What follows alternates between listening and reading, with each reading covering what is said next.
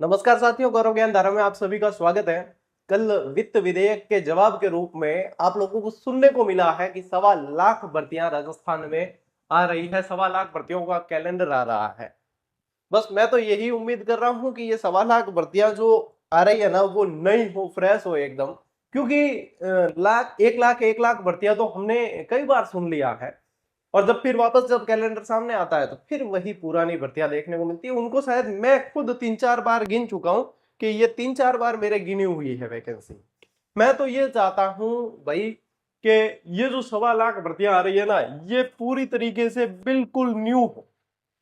कि भाई होनी चाहिए कम से कम 20-25 हजार थर्ड ग्रेड हो। कम ही बता रहा हूं मैं, कम से कम, ज्यादा हो सकती है 10-15 हजार सेकेंड ग्रेड हो, 10-15 हजार फर्स्ट ग्रेड हो। क्यों ऐसा मैं किस लिए कह रहा हूं? क्योंकि आप लोग ध्यान देंगे तो मैंने 2 दिन पहले एक वीडियो बनाया था कि शिक्षा विभाग के अंदर, और सिर्फ मैंने बनाया क्या, न्यूज में भी आया है, 1.12 लाख जो है भर्तियां खाली पड़े हैं, पद डीपीसी का इंतजार में खाली पड़े हैं। और उसके बाद में नई भर्तियां भी यहाँ पे नहीं आई है। तो 1.25 लाख तो लगभग शिक्षा विभाग के अंदर ही खाली है। आधे डीपीसी से मान लेते हैं, आधे पद कि आधे डीपीसी से भरे जाए तो कम से कम 40-50 हजार भर्तियां तो निकलनी चाहिए वहां पे। बस मैं तो ये उम्मीद कर रहा हूं कि माननीय मुख्यमंत्री जी ये 1.25 लाख जो भर्तियां आप बता रहे हैं वो फ्रेश हो, नई हो, ताकि ये जो युवा आपसे उम्मीद लगा रहे हैं ये पूरे जोर लगा के और तैयारी करें। क्योंकि ये हर रोज अपने सपनों को मारते हैं, अपनी इच्छाओं को मारते हैं और उसके बाद में उम्मीदों को जीते हैं। और हमारी शिक्षकों की स्थिति ये हो चुकी है कि चौकीदार में और हमारे अंदर, शिक्षकों के अंदर ज्यादा कोई अंतर रहा नहीं है। चौकीदार कहता है रोज जागते रहो और हम कहते हैं रोज पढ़ते रहो। लेकिन विद्यार्थी भी जानते हैं कि गुरुजी नाचने की इच्छा भी तभी होगी जब अच्छा संगीत बजेगा, जब अच्छी वैकेंसी आएगी तो अपने आप पढ़ने की इच्छा होगी। और यदि इन बेरोजगारों के पास में और कोई काम होता, इनके कोई पुश्तैनी पेटियां होती, या इनके पास में कोई पुश्तैनी काम होता, या ये सक्षम होते, या ये समृद्ध होते, तो ये तैयारी करते ही नहीं।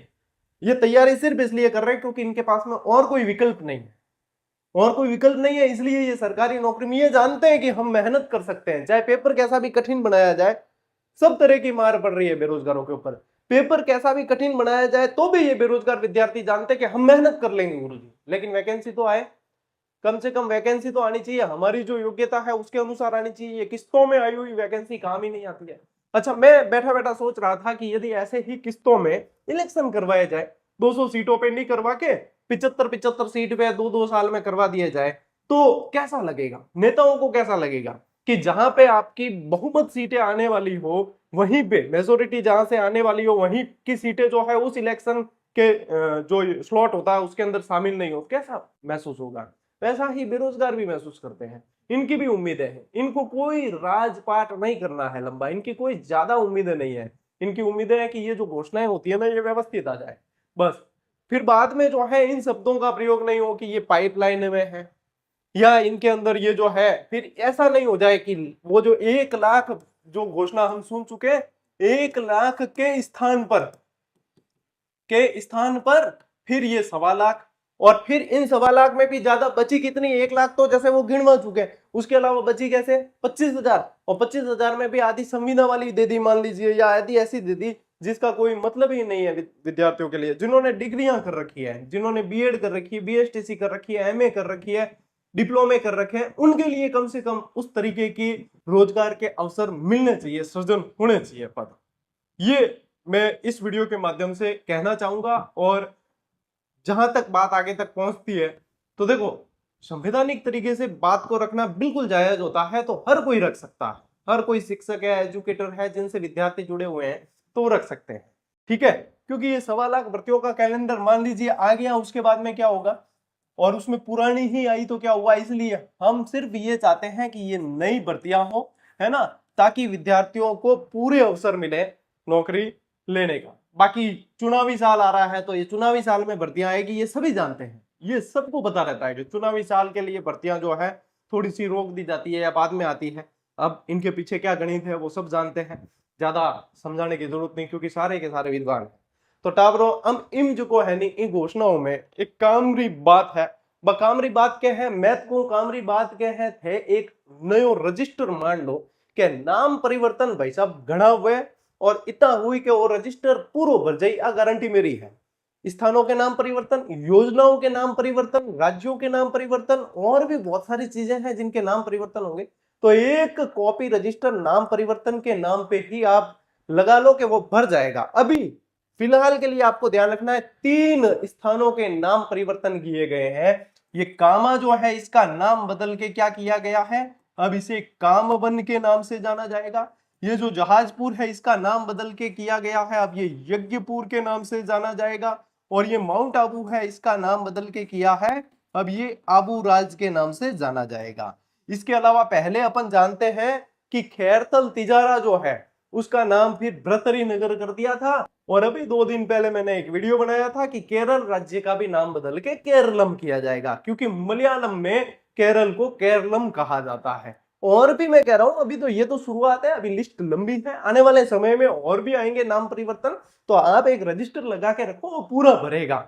ठीक है, तो उम्मीद तो यह है कि सिर्फ नाम परिवर्तन से नहीं, ये जो वैकेंसी है, ये जो जीके बढ़ाया जा रहा है, इस जीके को काम में लेने का भी अवसर मिले, अच्छे खासे पद आए, अच्छी खासी वैकेंसी आए। तो ये जो युवा इंतजार कर रहे हैं, ये जो बेरोजगार अपने घरों को छोड़ के वहां शहरों में बैठे हैं, कई तरह का आर्थिक वहन कर रहे हैं, उनको कम से कम अवसर मिले अपने आप को साबित करने का। यही कहना चाहता हूं मैं बस। बाकी इस वीडियो के पीछे कोई उद्देश्य नहीं है। ये पढ़ने के लिए तैयार है, ये मेहनत करने के लिए तैयार है, ये जी जान लगाने के लिए तैयार है, ये अपने सपनों को जीने के लिए हर रोज अपने आप को मारते हैं, हर रोज कई तरह के ताने सुनते हैं, हर रोज पता नहीं कैसे पैसे इकट्ठे करके दिन गुजारा करते हैं। बेरोजगारों की जेबें भरी हुई नहीं होती साहब, बेरोजगारों की जेबें खाली होती है। बेरोजगारों के ऊपर कई तरह का कर्ज होता है, बेरोजगारों के ऊपर कई तरह की जिम्मेदारियां होती है, बेरोजगारों के ऊपर कई तरह के बोझ होते हैं जिन्हें वो बता भी नहीं सकते। ये जो पीड़ा है ना वो खुद ही झेलते हैं, ये किसी को बता नहीं सकते। और मैंने देखे हैं ऐसे बेरोजगारी के दंश देखे हैं, ऐसे लोगों को सामना करते हुए देखे हैं। ये तो नमन है, इनको सैल्यूट है कि ये हिम्मत नहीं हारते हैं, ये लड़ना जानते हैं। बाकी सरकार की ये जिम्मेदारी बनती है कि अच्छे खासे पद निकाले जाएं, ये सिर्फ घोषणाएं नहीं हो। बस इस वीडियो का उद्देश्य ये सिर्फ घोषणा मात्र नहीं रह जाए, ये सिर्फ घोषणा मात्र रहकर विपक्ष को बोलने का मौका नहीं मिले, बल्कि पद निकाल दिए जाए तो ये बेरोजगार जो है वाह वाही करेंगे। ये युवा शक्ति जो है ये सरकार बनाना भी जानती है और सरकार हिलाना भी जानती है। ये युवा शक्ति है साहब, इसको सही तरीके से सही जगह पर लगाया जाए, ये शक्ति है, ये कुछ भी कर सकती है। तो बस यही इस वीडियो से उम्मीद कर रहा हूं कि आने वाले समय में जब ये कैलेंडर जारी हो तब उसमें नई भर्तियां देखने को मिले। सिर्फ वो नहीं हो कि 1 लाख तो हमने गिनवा रखी थी और उनमें से भी वो आधी पुरानी थी पता है, और ये 25,000 नहीं है। इन 25,000 में से लो ये 20,000 संविदा के अंदर और 5,000 कोई छूट आ गई, और बाकी फिर ऐसा नहीं कह दिया जाए कि बेरोजगारों को तो हम खुद जो है नौकरी देने लायक सक्षम बना रहे हैं। इनको नहीं बनना इतना सक्षम, इनको तो खुद एक एक नौकरी मिल जाए तो खूब है। इनको इतना सक्षम नहीं बनना कि ये खुद नौकरियां दे, ये तो खुद मेहनत करके अपनी नौकरी ले ले, बस इतना खूब है इनके लिए, है ना।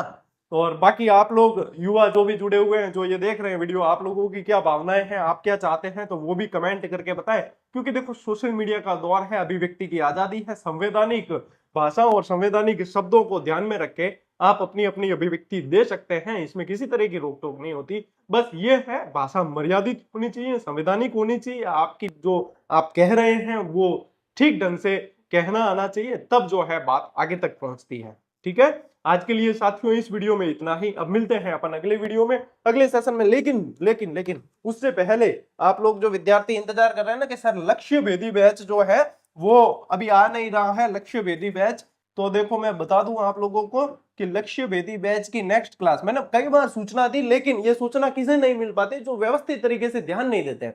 टेलीग्राम पे सूचना दी, यूट्यूब की पोस्ट में कम्युनिटी में सूचना दी, वेबसाइट पे जैसे ही आप क्लिक करते हो 2 सेकंड में आप लोगों को अपने आप वो सूचना मिलती है पॉपअप विंडो के जरिए। लेकिन 3 जगह से आप सूचना नहीं लेना चाहते तो नहीं मिल पाएगी। ये लक्ष्य भेदी बैच बंद नहीं किया है, इसको रोका गया है, उसके पीछे कई सारे कारण है। मेरी भी बहुत सारी व्यस्तताएं थी, बोर्ड परीक्षाओं में ड्यूटियां होना, परीक्षाओं का दौर चलना, ये सारी चीजें हैं, तो बहुत ज्यादा व्यस्तताएं हो जाती है। इसके अलावा विद्यार्थी भी जो है कई सारे शादी विवाह में, ढूंढ महोत्सव में और फसल कटाई के अंदर व्यस्त थे, लेकिन भले अब विद्यार्थी व्यस्त रहे या कैसे भी, ये बैच जो है आप नोट कर लेना 9 मार्च से, यानी कि 9 मार्च देख लेना, सोमवार ही है ना, सोमवार से फिर अनवरत जारी रहेगा। ये अनवरत यानी कि जब तक पूरा नहीं होता तब तक ये जारी रहेगा, और इसको पूरा करवा के ही फिर इसकी क्लासें रुकेगी, उससे पहले नहीं रुकेगी। क्या है, तब तक मैं भी थोड़ा सा फ्री हो जाऊंगा पढ़ाने के लिए, जो है पूरी तरीके से प्रिपेयर, तभी 100% आउटपुट अपन दे पाते हैं। नहीं तो सिर्फ फॉर्मेलिटी हो जाती है कि हाँ क्लास चल रही है इसलिए क्योंकि चलानी जरूरी है, लेकिन क्लास सिर्फ इसलिए नहीं चलनी चाहिए कि चलानी जरूरी है, क्लास इसलिए चलनी चाहिए क्योंकि सिलेक्शन लेना जरूरी है। और उसको देखते हुए ही इसे थोड़ा सा विराम दिया था अपन ने। 9 मार्च से ये फिर से शुरू हो जाएगी। तो अब जो भी कमेंट करके कहीं भी पूछे कि ये लक्ष्य वेदी बैच की क्लासें क्यों नहीं आ रही, कब से आएगी, तो जिन्होंने ये सूचना देख ली है, ये उनको रिप्लाई आप लोग कर लेंगे कि ये सर ने बता दिया है, ये क्लासें 9 मार्च यानी कि सोमवार से फिर से शुरू हो जाएगी आपके वही 8 बजे। ठीक है, तो वैसे आप लोगों के लिए लैब असिस्टेंट बैच की क्लासें पूरी तरीके से निःशुल्क ही, अपने जितनी क्लासें आई हैं सब फ्री ऑफ कॉस्ट आई है। एक क्लास का भी अपने आज दिन तक रुपए नहीं लिए हैं।